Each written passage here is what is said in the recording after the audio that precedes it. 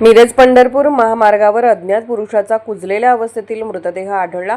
मिरज शहर पोलीस ठाणे हद्दीतील मिरज पंढरपूर महामार्गावरील नशेमन हॉटेल समोर मगदूम यांच्या मालकीच्या जागेतील पत्र्याच्या शेडच्या मागील बाजूस एका अज्ञात पुरुषाचा मृतदेह कुजलेल्या अवस्थेत आढळून आल्याने परिसरात खळबळ उडाली। मृतदेहातून तीव्र दुर्गंधी येत असल्याने स्थानिक नागरिकांना संशय आला। त्यांनी याबाबतची माहिती आपत्ती व्यवस्थापन स्पेशल रेस्क्यू फोर्स SRF आपत्कालीन पथक तसेच मिरज शहर पोलीस ठाण्यास दिली। माहिती मिळताच पोलीस अधिकारी, अंमलदार आणि आपत्ती व्यवस्थापन स्पेशल रेस्क्यू फोर्स आपत्कालीन पथकाचे कर्मचारी घटनास्थळी दाखल झाले।